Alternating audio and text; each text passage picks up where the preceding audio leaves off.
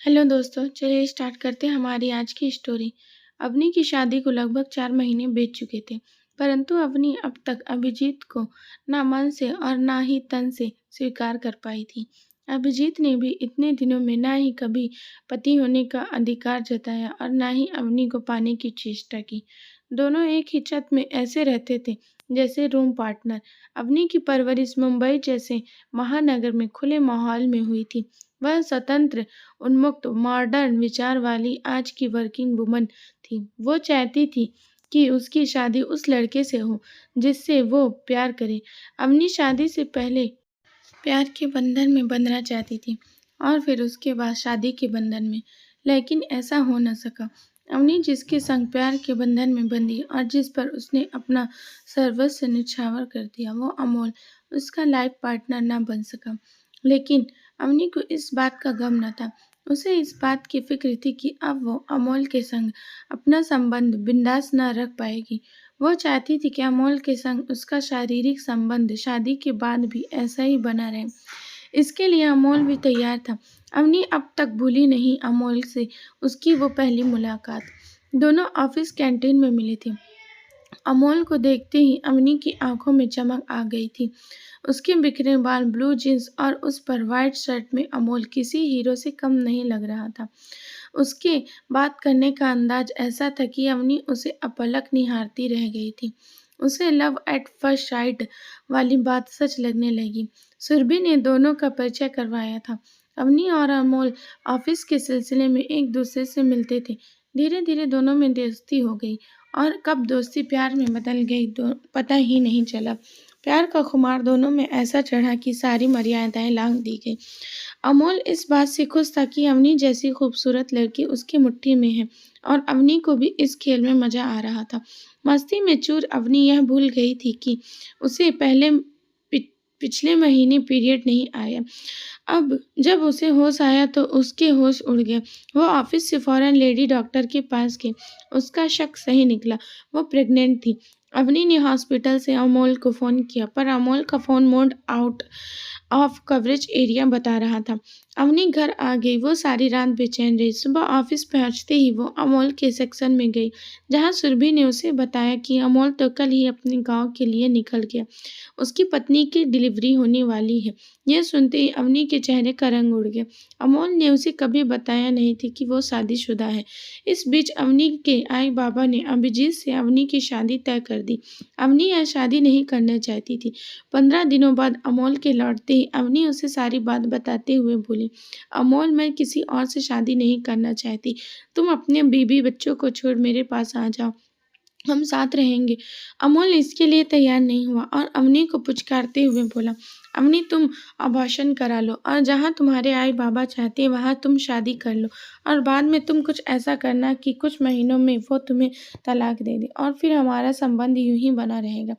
अवनी मान गई और उसने अभिजीत से शादी कर ली। शादी के बाद जब अभिजीत ने सुहाग सेज पर अवनी के होठों पर अपने प्यार का मोहर लगाना चाहा, तो अवनी ने उसी रात अपना मंतव्य साफ कर दिया कि जब तक वह अभिजीत को दिल से स्वीकार नहीं कर लेती, उसके लिए उसे शारीरिक से स्वीकार कर पाना संभव नहीं होगा। उस दिन से अभिजीत ने अवनी को कभी छूने का प्रयास नहीं किया, केवल दूर से उसे देखता। ऐसा नहीं था कि अभिजीत देखने में बुरा था। अवनी जितनी खूबसूरत थी, अभिजीत उतना ही सुडौल और आकर्षक व्यक्ति था। अभिजीत वैसे तो महाराष्ट्र के जलगांव जिले का रहने वाला था, लेकिन अपनी नौकरी के चलते नासिक में रह रहा था। शादी के बाद अवनी को भी अपना ट्रांसफर नासिक के ब्रांच ऑफिस में परिवार वालों और अमोल के कहने पर करवाना पड़ा। अमोल ने वादा किया था कि वो नासिक आता रहेगा। अवनी ने नासिक पहुंचने की दूसरी सुबह अभिजीत के चाय बनाने से पहले अवनी से कहा, मैं चाय बनाने जा रहा हूँ, क्या तुम चाय पीना पसंद करोगी? अवनी ने बेरुखी से जवाब दिया, तुम्हें तकल्लुफ़ करने की कोई ज़रूरत नहीं, मैं अपना ध्यान स्वयं रख सकती हूँ। मुझे क्या खाना है, पीना है, ये मैं खुद देख लूँगी। अवनी के ऐसा कहने पर अभिजीत वहां से बिना कुछ कहे चला गया। दोनों एक ही छत में रहते हुए एक दूसरे से अलग अपनी अपनी दुनिया में मस्त थे।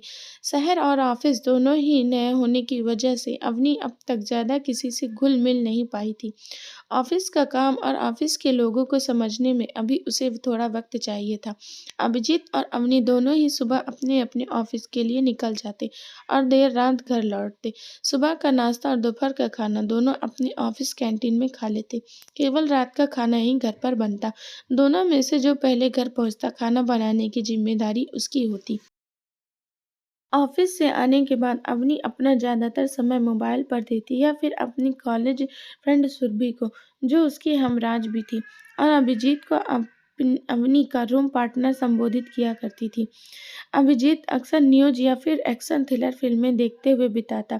अवनी और अभिजीत दोनों मनमौजी की तरह अपनी जिंदगी अपने अपने ढंग से जी रहे थे।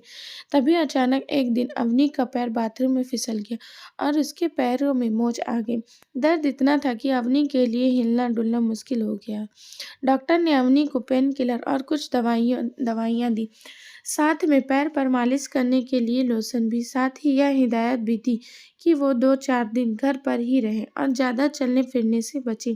अवनी को इस हाल में देख अभिजीत ने भी अवनी के साथ अपनी ऑफिस से 1 हफ्ते की छुट्टी ले ली और पूरे दिन अवनी की देखभाल करने लगा।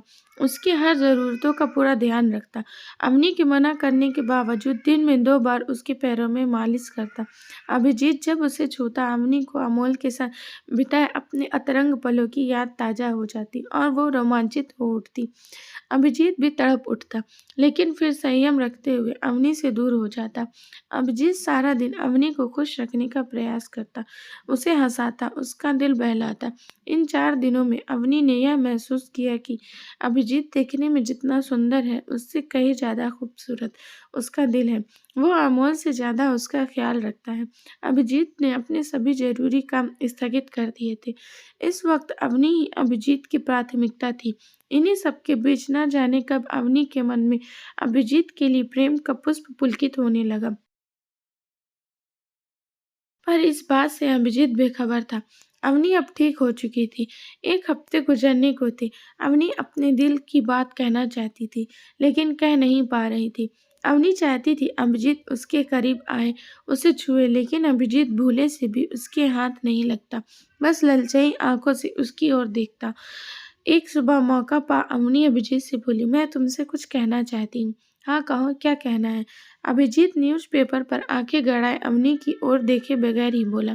अवनी गुस्से में अभिजीत के हाथों से न्यूज़पेपर छीन उसके दोनों बाजुओं को पकड़ अपने होठ उसके होठों के एकदम करीब ले जाकर, जहां दोनों को एक दूसरे की गर्म सांसें महसूस होने लगी, अवनी बोली, मैं तुमसे प्यार करने लगी हूँ।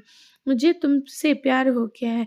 यह सुनते ही अभिजीत ने अवनी को अपनी बाहों में भर लिया और बोला, तुम मुझे अब प्यार करने लगी हो। मैं तुम्हें उस दिन से प्यार करता हूँ जिस दिन से तुम मेरी जिंदगी में आई हो, और तब से तुम्हें पाने के लिए बेताब हूँ। तभी अचानक अवनी का मोबाइल बजा। फोन पर सुरभि थी। हाल चाल पूछने के बाद सुरभि ने व्यंग्यात्मक लहजे में कहा, and what about your room partner? यह सुनते ही अवनी गंभीर स्वर में बोली, no Surabhi, he is not my room partner, now he is my life partner.